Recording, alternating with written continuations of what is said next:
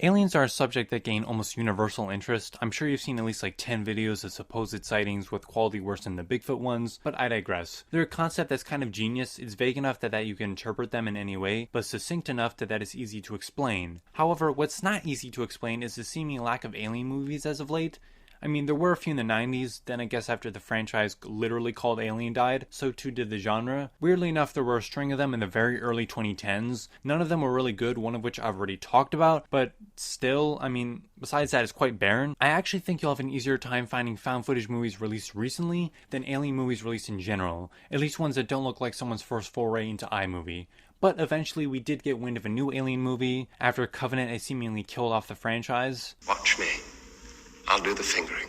Funnily enough, there's kind of a pattern with these release dates. Alien 3 was released in 1992, then Alien Resurrection came in 1997 and completely killed off the franchise for a while, until Alien vs. Predator in 2004, which did well enough for a sequel released in 2007 to again derail the franchise, until Ridley Scott himself came back in 2012, only to then blow it up with Covenant in 2017. Now we have Alien Romulus in 2004, which means if this pattern were to continue, we'd have a sequel that does so poorly in 2027 that we'd have to wait until 2032 to get a new one. I didn't really have a segue for this, I just kind of wanted to mention this interesting fact before talking about the new movie, which, like most of the others, featured somewhat well-known actors, but none of which were really A-listers. This time we have Kaylee Spaney, who was just in that Elvis movie. No, not that one, the one with the douche from Euphoria, a show that tries to usurp Game of Thrones in the amount of gratuitous nudity shown, and desperately wants to make clear, Sydney Sweeney has nice boobies. Continuing this cast, we also have the remarkably talented David Johnson, who plays basically the only interesting character in the film, besides another for a very different, unfortunate reason. We also have Isabella Merced. Damn, that shit fat. We also have Archie Renault, Spike Fern, and Aileen Wu, who rounds out the cast. The cast of a movie I have yet to talk about, so I should probably get to it. The film begins with Big Chap, who is basically the original xenomorph, cocooning itself, which proves indeed it is the perfect organism, basically hiding away from all responsibilities and just fucking off until the next unlucky group comes upon it. And come upon it they do, as some scientists from Weyland-Yutani decided, hey, let's get up close and personal with the penis monster. Yeah, that works. However, this is pretty in line with Weyland-Yutani and the Lizard Man Guy Pearce's idiocy, so I wouldn't call it bad writing, but rather bad people doing bad shit, and then stuff happens, like the xenomorph breaking out on the Renaissance ship, as it's called, and killing basically everyone. But that's enough of that. Time to meet Rain. Ironic because she's on a planet that would not get any.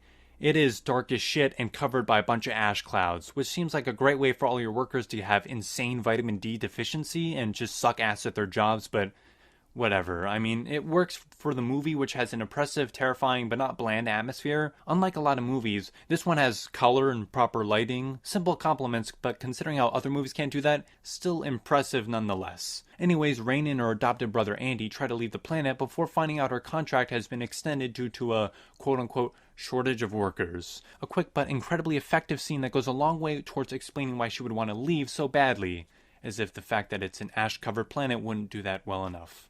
And if that doesn't convince you, well, Andy getting bullied might, revealing he's not actually a human but an android, similar to Bishop rather than Ash. She fixes him and we meet the rest of the cast. Bjorn, Navarro, Tyler, who's Rain's ex-boyfriend, and Kay, who's also pregnant. I'm sure that won't come back for a horrifying scene later. But I am a bit confused since their plan is to escape and go in cryopods for a few years until they reach a better planet. How would that work with her being pregnant and all, and the fetus as well? Will it just stay like that for years? Won't that have an effect on the fetus, but more importantly her, since her body will get so accustomed to having another thing inside of it? I would assume it has medical aid, like the ship has medical aid, but what if it doesn't? Seems like too big of a risk. I understand they're desperate and they want to get off. I'm not really calling this like bad writing, I'm just kind of confused. Either way, they find out about the Renaissance ship from earlier, which can help them get to Yavaga, the planet they want to go to, which takes about 9-ish years. They take control of the hauler and get out of the planet in some really awesome looking shots. For a space movie, 80 million is kind of low, so it's great they can make this look so good. However, horror movies are usually made by resourceful, smart people, since they're usually made on such a small budget. Take the director Fede Alvarez's movie Don't Breathe, on a budget of 9.9 million. Looks pretty good. Also, 9.9 million is a decent amount of money.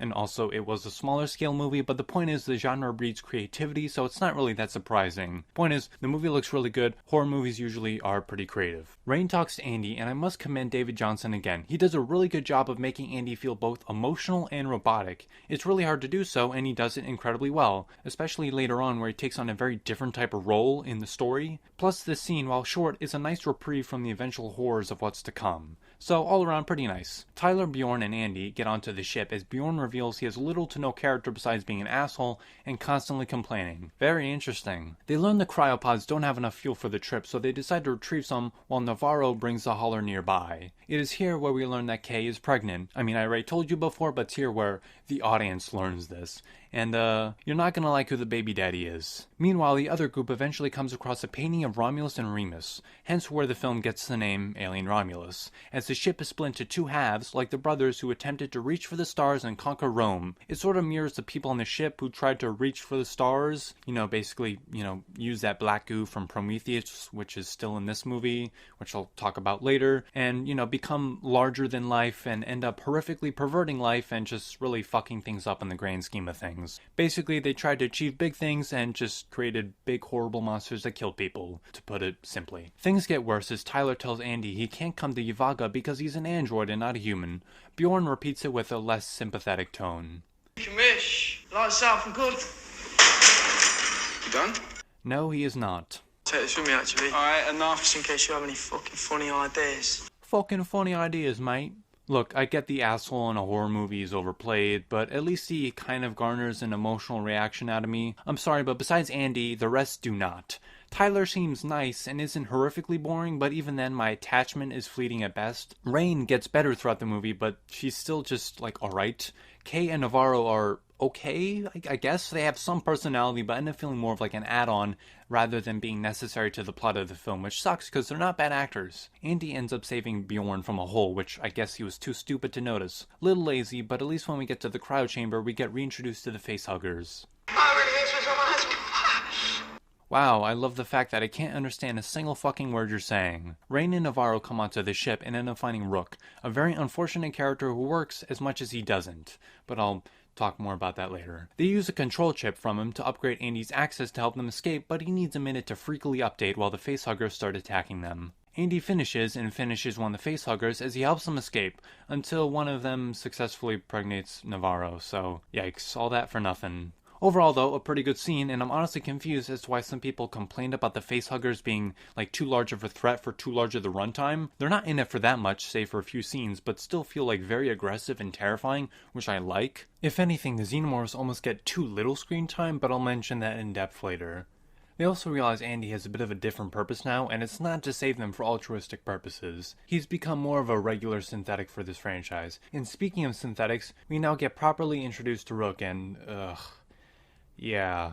Look, I understand Ian Holmes' family signed off on this and said he would be okay with it or something, but I don't really give a fuck. It's still weird, especially with the current problems of AI looking like real people. Not only that, but what would be the reason to make several robots look like the same person? What if they see another one of them and figure out they're robots, or the people figure out they're robots? It's, the whole twist in Alien was that Ash wasn't a person, but, a robot, so this kind of feels like a decision based on cultural impact of the character, rather than the logistics of the universe. People remember what Ash looks like, and that's why they had Rook look like that, not because of any real reason in the movie that would make sense. Weirdly enough, his actual characters and lines are good, or at least decent, but it's just the ethics of what he looks like that irks me. He ends up revealing that the original xenomorph, the big chap, destroyed the absolute hell out of the place, and oh wow, yeah, kinda hard to miss that, guys. Don't know how you did. Really bad spatial awareness on you lot.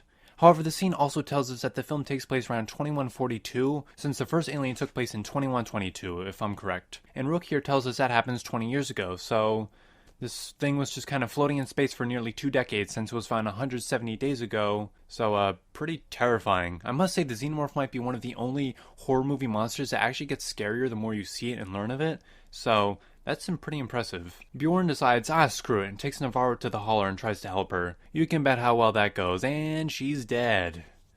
Okay. The hauler crashes inside the Renaissance ship as the others realize they now only have 47 minutes until the ship crashes into a nearby asteroid belt, as well as Rook telling Andy that he's not in the interest of Rain, but rather the mission. Basically, save the black group from Prometheus, the other people the actual people are basically expendable. So, they find a room with facehuggers and figure out they must raise the temperature of the room to match theirs and evade them, which is pretty intelligent. While that happens, Kay finds the xenomorph in a cocoon of sorts and also finds Bjorn, and yeah, they fucked.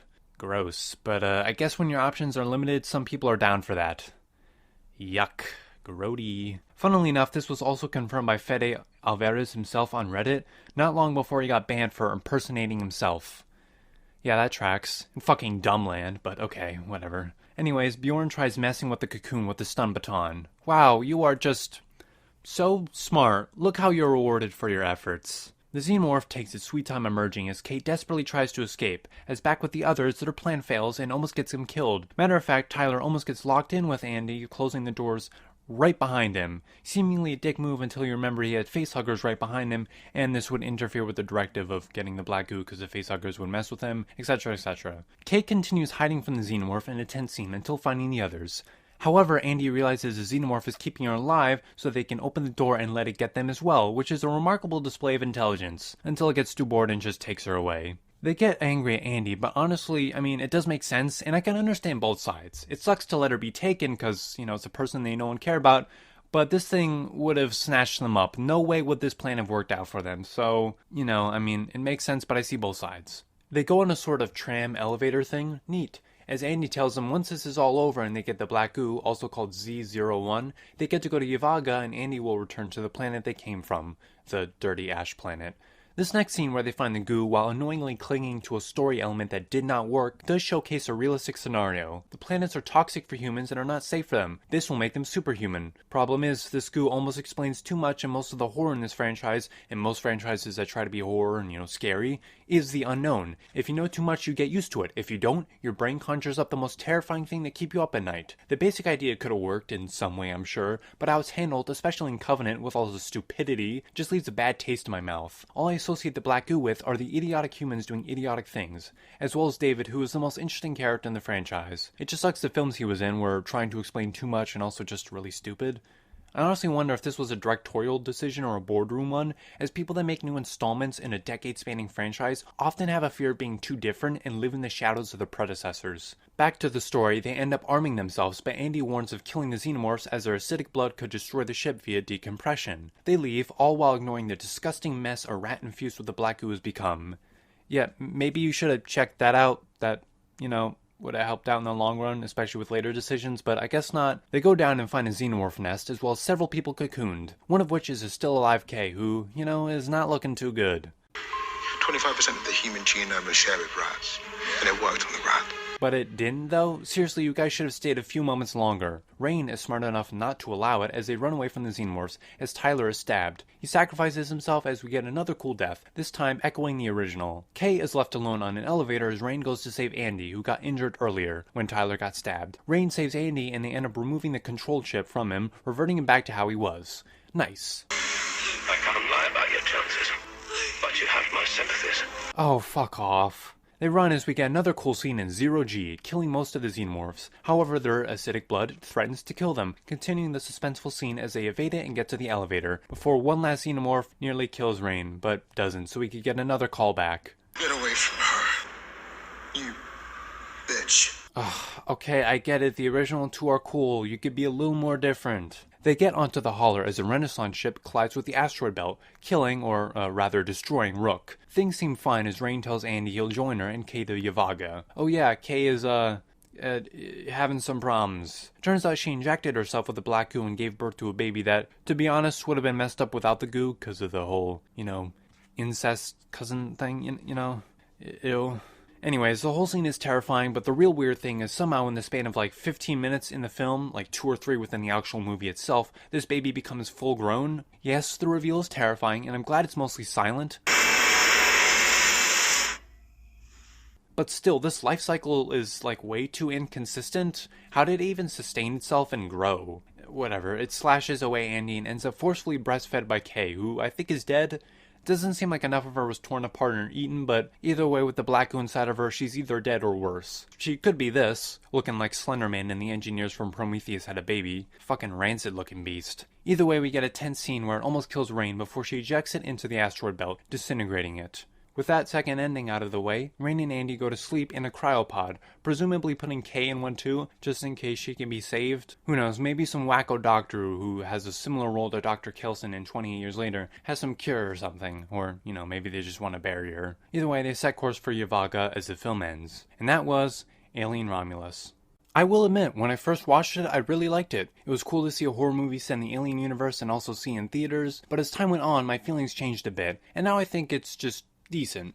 A fun watch, but takes a bit too much from the other movies. Even the ending is basically a reskin of Resurrection, but thankfully it's done better. I also really despise all the references as they feel cheap, and Rook, while his actual contribution to the story is decent, still has that ickiness about him. I also feel as though the pacing and placement of the xenomorphs is a bit odd. The screen time isn't bad, like the actual amount, but how it's placed is mainly within one section of the movie. For almost half the film, you have the characters getting to the ship, wandering around, figuring out some of what happened, then the facehuggers, then the chestburster. Then a little over an hour in, we get the xenomorph and we get Kay running away, sort of twice, or waits for the others to hopefully open the door. Then they find the goo, then they find the nest and save Kay, fight and kill most of these other xenomorphs from all the other people that are facehugged, and all die basically within the same scene. Then right after that we get the final xenomorph scene in the elevator wherein Andy kills it. So it takes roughly about an hour and 1 or 2 minutes for it to be introduced into the story, then they're all dead within an hour and 34 minutes. It's not the worst, but the placement makes it so that they feel a bit tacked on. I'm not saying they should have more screen time, but rather placed a bit better throughout the film.